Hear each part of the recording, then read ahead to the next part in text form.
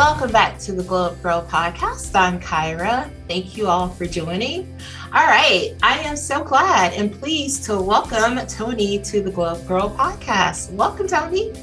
Thank you for having me here. I'm so excited to dive into our discussion today. Yes. Let's get going. Why don't we start with you telling the audience about yourself and what you do? I am a leadership coach for women in tech. I am so passionate about making sure that women in tech don't just get into jobs that they want, but that they thrive once they are there. They love what they do. They are excited about Monday mornings again. I think far too many of us aren't happy or excited about Monday mornings, and I'm on a real mission to change that.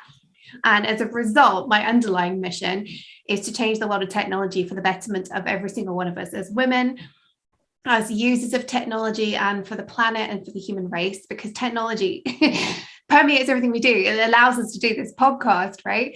And we need women driving that technological change in order that it represents the needs of every single human on this planet. So that's why I do what I do. And I'm just so honored to get to work with some of the most incredible women in the world as a result. Awesome. Yes, I believe they call that the Sunday Scaries. Yes. And I experienced that firsthand. I really did. When I worked in corporate, I experienced that Sunday Scaries. My Sundays, even though it was my day off, because Saturdays were when I did all the housework, my Sundays were my day full of dread. And I think far too many of us experience that. We need to get rid of that one. Exactly. Yes, I would agree with you 120%, because I think that, with the pandemic and people being more remote and have more of that flexibility, it's helped a little with like the Sunday Scaries, just a tad bit, but I know for me personally it has, because now I'm like, oh wait, but it's Sunday. I used to sort of have that dread of going into an office, but at least if I'm doing it remote, it's not quite as bad. So well, Toni, how did you get involved in technology? Tell us. So I've been passionate about technology my entire life, but I will tell you that I started my career as a physicist. I studied physics at university. I have a PhD in physics. But what I realized during my PhD was what I really liked doing was playing with the supercomputers, which sounds very exciting, don't get me wrong, but I liked playing with the supercomputers that allowed me to do my physics. They would never let me touch like real things. It was all simulations. When I work with real things tend to break. So I was doing all of my physics on supercomputers, and I realized that's what I was actually excited about, not the physics itself. It was the methodology. So my career started out in supercomputing, and I very quickly realized that supercomputing is an exciting field. I mean, I was lucky enough to get paid to work on some of the biggest machines in the world during my career as a supercomputing consultant and expert. But there is no support for women in supercomputing. There is, the world of physics, there's women in physics groups everywhere you go. There's women in STEM groups everywhere you go as well. But supercomputing was this weird industry. It still is. It sits across everything every traditional subject, I suppose. Like, as a supercomputing expert, I got to work with physicists, chemists, engineers, people designing cars, planes. I worked on a nuclear fusion project trying to design nuclear fusion reactors, like the next kind of way we're going to generate energy as a species, which is so exciting. And I even got to work with historians, right? Supercomputing is used across every aspect of what we do as a human race, although most of us have never heard of it. And because of this, it didn't fit into the traditional box of I'm a woman in this or that or the other. And so nobody was talking about why there were so few women. And when I started looking around, there was like 5-10% women in the industry. And so I became very passionate about that, as well as the supercomputing, and realized that's what I really love doing. And at the same time, I also realized I wasn't very happy with my day job. By this point, I had created an international organization, Women in High Performance Computing, that had become the thing I did in every spare moment I had. I would love doing it. I was invited to speak around the world about it, and I was thriving apparently. But in my day-to-day job, I was told I wasn't going to get promoted.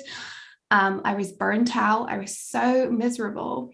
And so I shifted gears, and I brought everything I'd learned about building an international organization to my own job, and my own career. And I said, well, how is it I've managed to create this organization that has me invited to go and speak around the world, has me bringing in thousands and thousands of dollars from big corporations, has me speaking to CEOs and politicians and all that sort of stuff.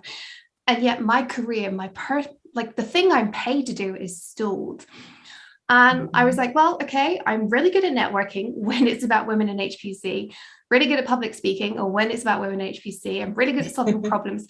I now need to do that for myself and my career, rather than making it about everybody else and everything else. I need to do it for myself. So I showed up to all of these events I was going to anyway, and I simply started asking what people were struggling with. And providing my insights, providing my advice, which is what I'd done with women in HPC. I made a name for myself as a diversity expert. And ultimately, when I started doing that for myself in my career, I ended up getting in front of a CEO of a company that I ended up having a job created for me as a chief business development officer. I simply went in there, but I'd been doing this for a couple of months at this point. I asked them, what are you struggling with? Gave them some solutions. And then here's the bit that I struggle with. I said, and by the way, I'd be delighted to help you with this. That one sentence, after offering all these solutions, took them from, oh, that's amazingly useful, to, oh, you want to come work with us? Let's talk more. And I'd never done that for myself before. Offering the solutions and then making it very clear I was open to an opportunity. They built me a role that I loved. I helped them write the job description. I love that. And I think more of us need to be doing that. Quite often we're very good at doing it for other things. And I learned how to do it for something I was super passionate about that wasn't about me. And it was time to put me first. And that's how I end up getting to the executive level in the tech industry, working with supercomputers that I love doing, and changing the world as I was doing it. So that is awesome. That's a very inspiring story, because a couple of things that stuck out to me is that, for one, you created something, there's a gap, and you created an organization to service a need. But then secondly, I love how you got to this place where you said, well, it's not about what they aren't doing for me, and what they aren't providing to me as a woman.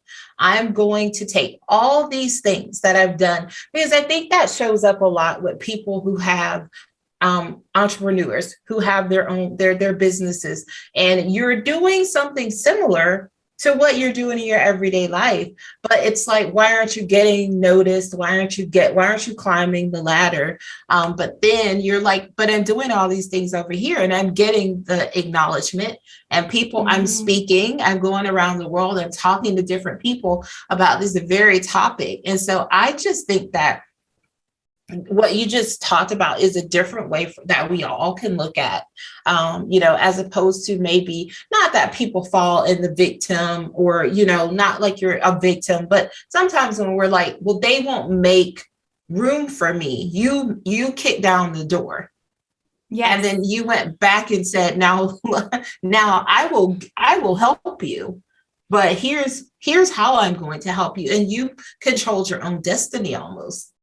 Yeah. And that is something I've seen on repeat. It is about deciding that continue doing all the things that you love doing, continue helping people. That is my passion in life, is to make everybody else's lives easier and better, more fulfilled, hence why I've set up a business as a coach. But ultimately, I bring that together with also taking care of myself and saying, I can help you, and I can help you even more if you actually come and work with me, or I can help you even more if you hire me. It's taking that next step. It's putting ourselves forward, because you know what? If you do put yourself forward, you are going to help them more than you can possibly do for free. And I think many of us just think, if we just say all the nice things and we just offer all this advice, which you should do. I don't think we should not offer advice. I think it's really important. But I think far too often we think that's enough. It's not enough. You have to paint the picture of, and here's how much better it will be if I come work with you. I think that's super Yes. important for us to get out of our own way on. We have to paint that picture. These people are busy. They can't imagine everything that's in our heads. They don't have Exactly. time. Exactly. Yeah. And I think that's a good way to look at it too, because I think a lot of times, like you said, people just assume that someone understands or knows what you're knowledgeable about, or what you bring to the table, or how much, how much you can help them. You have to be able to like package that up, and then also tell that story quickly to get to those busy executives. Absolutely. Yeah. Absolutely. Yes. Yeah. So you talk a lot about the glass ceiling, and how the glass ceiling hits women more than once.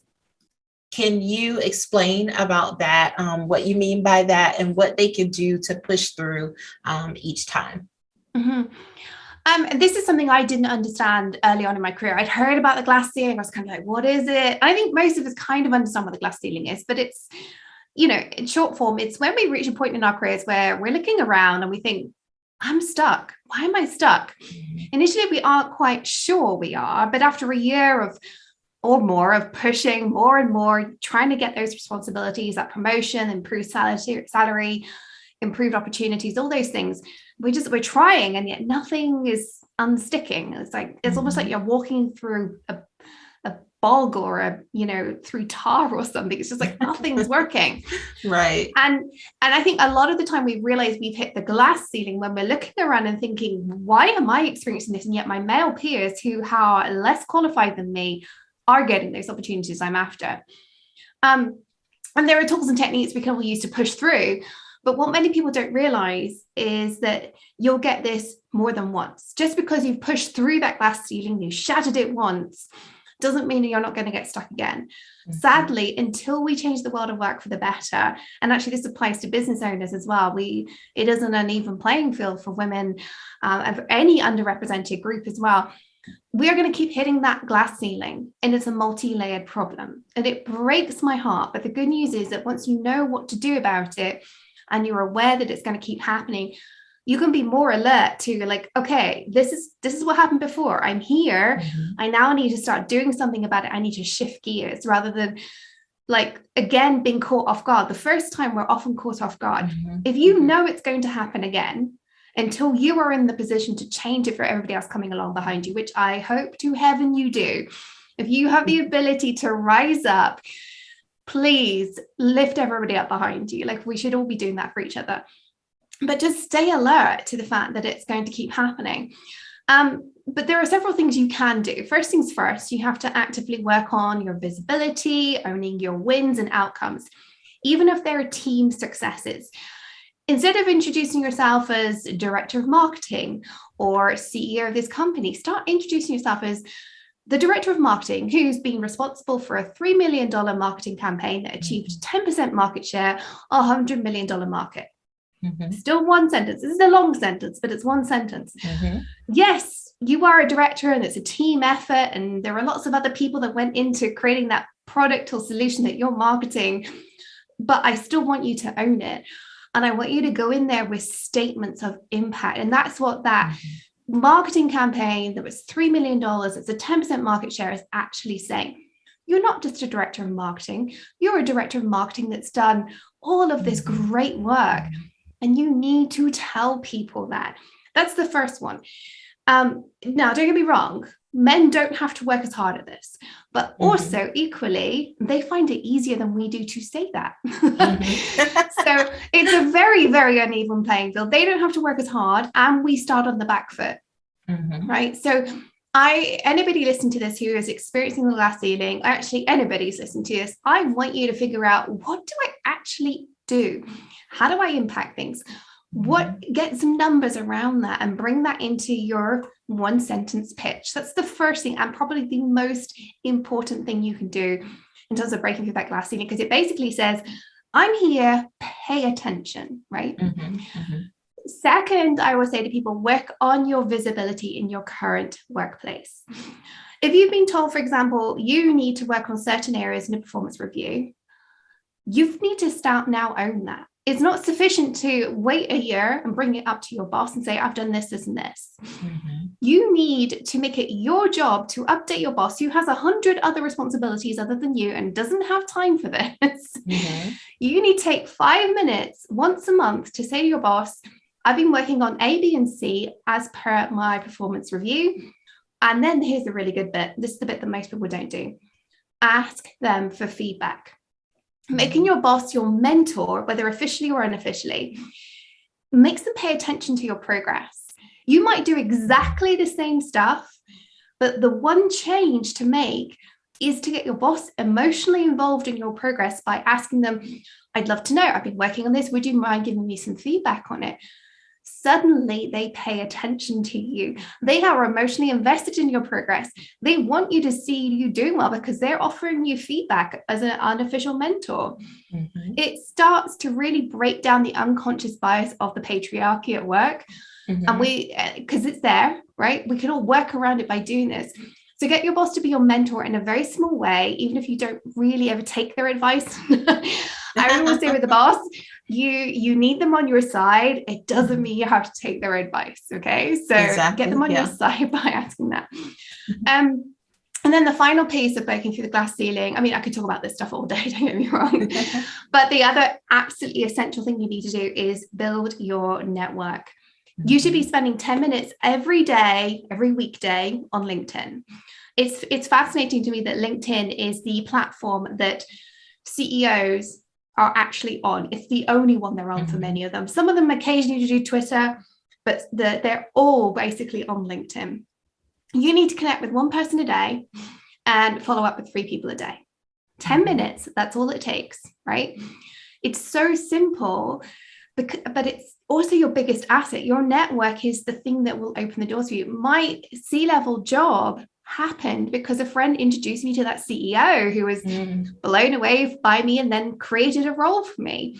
And the number of doors that have been opened during my career by my network, by people saying, you need to go speak to Toni, to someone, and they show up in my inbox.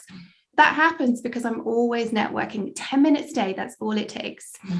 And I think if you can do those 3 things, if you can start talking about your impact, networking like a pro, and owning your own performance progress at work and making sure your boss is involved in it, it's going to massively make it easier to break down that glass ceiling.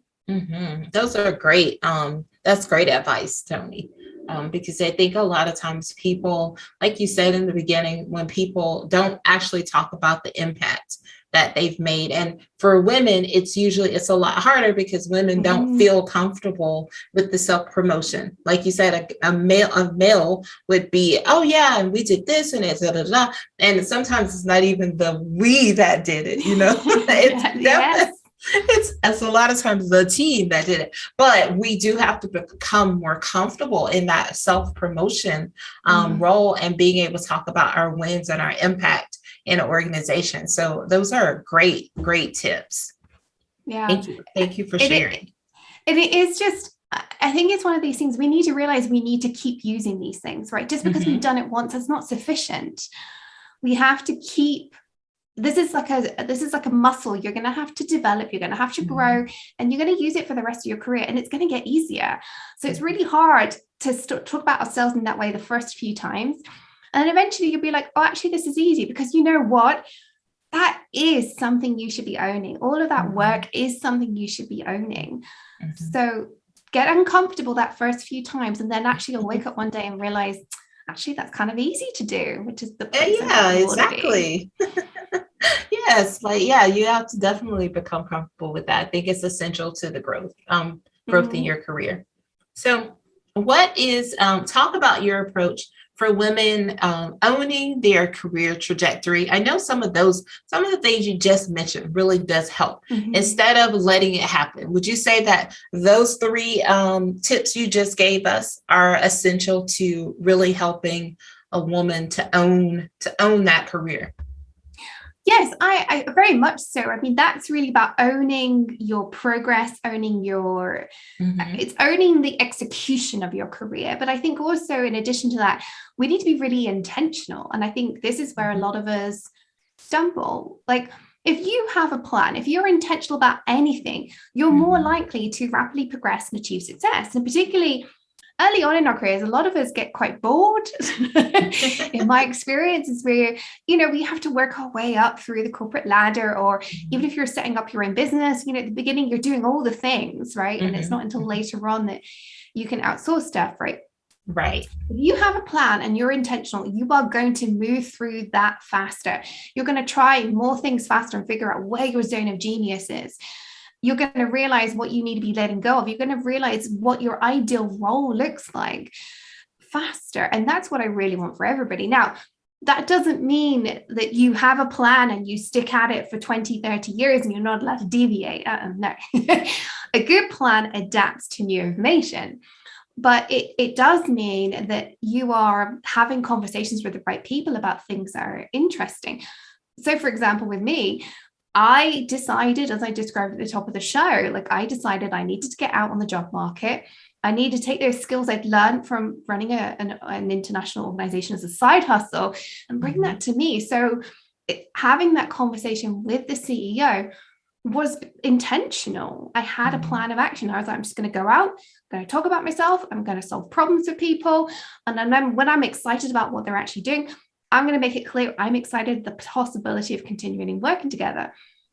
And I had a plan, which was to get a role where I had more responsibilities, more autonomy, more control. Ultimately, for me, make a bigger impact on the world, because that's what I'm here to do. It's change the world.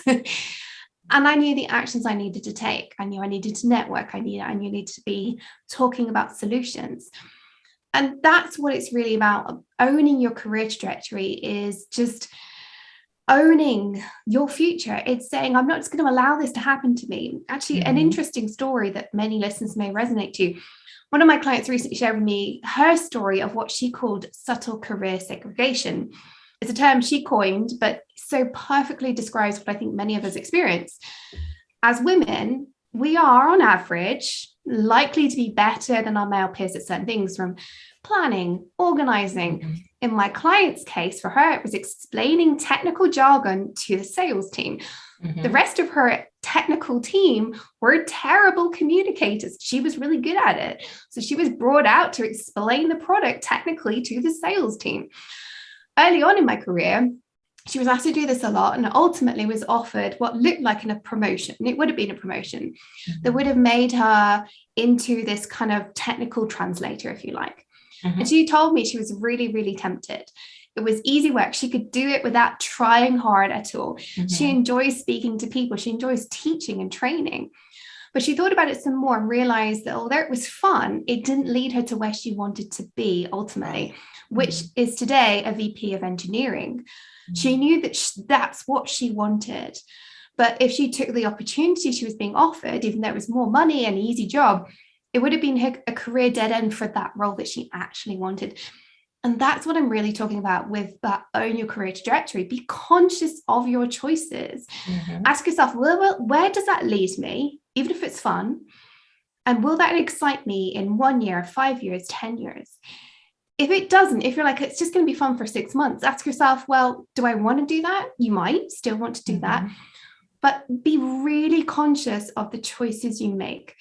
It doesn't mean you can't take unexpected opportunities. And I've taken a number in my life and I'm so happy about them all, but it doesn't mean you can't pivot either, but make sure you're fully aware of where every choice takes you, what doors will open and what doors will shut. One of the best pieces of advice my father gave me growing up was grab every opportunity that comes by and then let go when they're no longer interesting.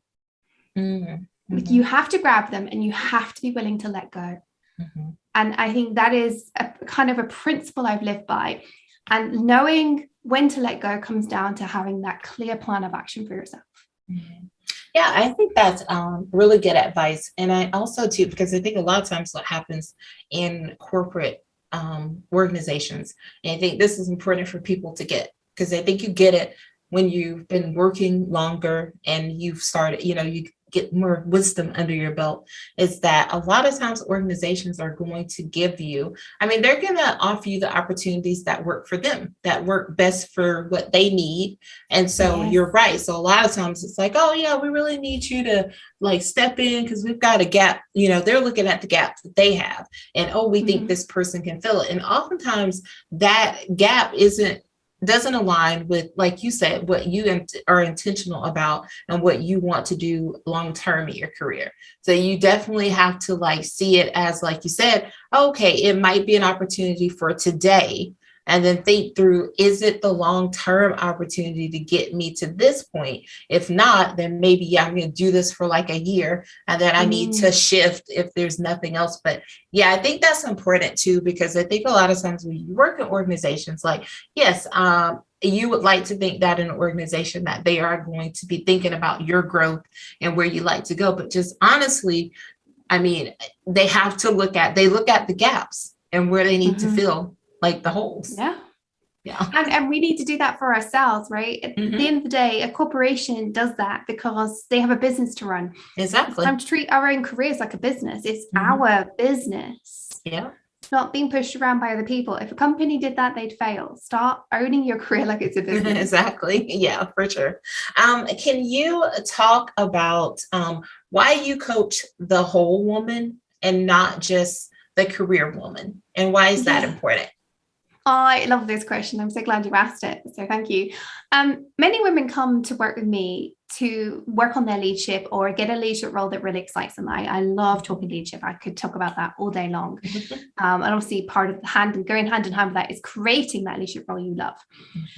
But part of the deal of working with me is that you bring your entire self to our coaching conversations. Because here's the thing. You spend more time working than you do anything else other than sleeping, right? And even, if you don't sleep very much, then there might be a lot more time working than sleeping. I love my sleep. Just going to say that hands down. That means two important things. First of all, you really should love it, which is why a lot of women come and work with me, is because they don't love something about what's going on right now. And I truly believe there is a career out there for every single one of us, and you should be excited for Monday mornings. But secondly, what happens at work and what happens at home, there isn't just like a steel wall that separates them. You're a human. Exactly. What happens at home goes to work with you. What happens at work goes home with you. If you're having a tough time at home, you aren't sleeping well, you're having lots of arguments with your spouse or your children, it's likely that that's impacting your work. And if you don't tell me about that, I'm not going to coach the right thing. Equally, what's happening at work is probably contributing those situations. Like, my husband is the one human on this planet I have no filter for. Ultimately, if I have a bad day, he has a bad evening, right? So, bless him. He still loves me. Now, I will say hands down, a coach is not a therapist. I am not a therapist. I am a coach. I am forwards looking. Therapy is backwards looking.